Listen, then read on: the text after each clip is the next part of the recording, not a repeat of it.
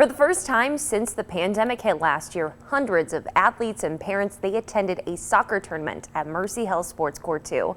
13 News reporter William Ingalls shows us why some area leaders believe Rockford is on its way to being a standout site for the Midwest soccer.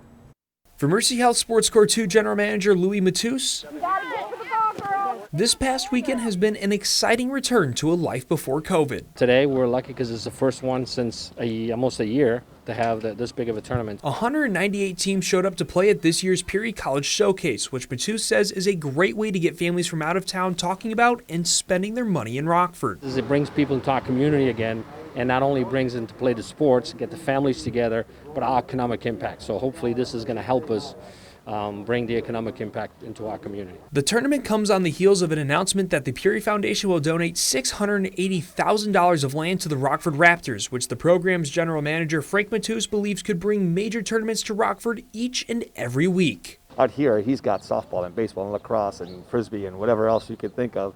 And so it's great to have that other facility for us so we can bring soccer every single weekend from all over the Midwest specifically. The completed project will include at least 5 fields as well as a field house that could host tournaments and give a home to Rockford's biggest soccer program, which Matus hopes will put the Forest City on the map for soccer. This is going to be the first place that people think about when it comes to soccer in the Midwest specifically, and hopefully across the country as well. Kicking off a bright future for soccer in Rockford.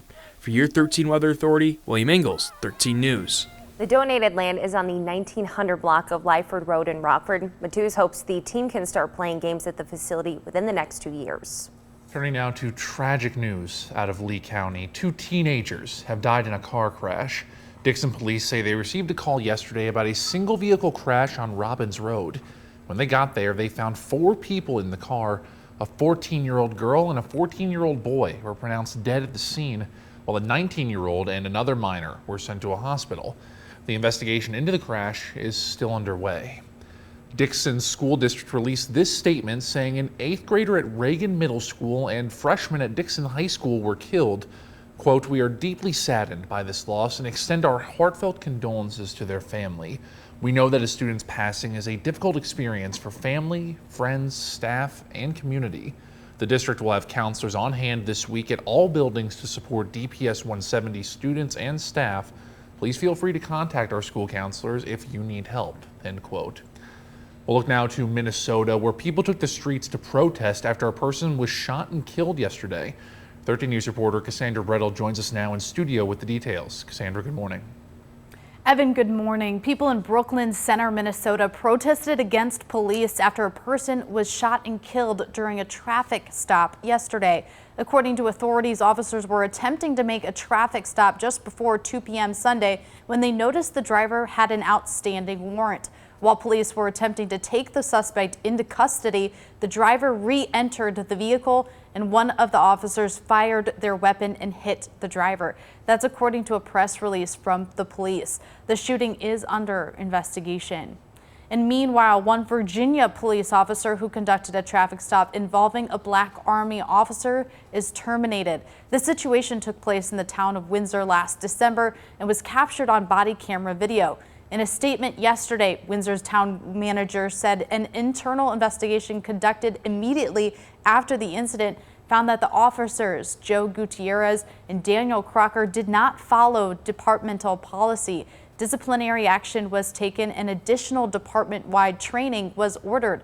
Gutierrez was later fired.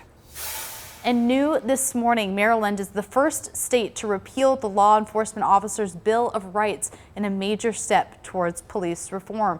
It replaces the 47-year-old law. It's the Maryland Police Accountability Act, which places strict guidelines on police use of force.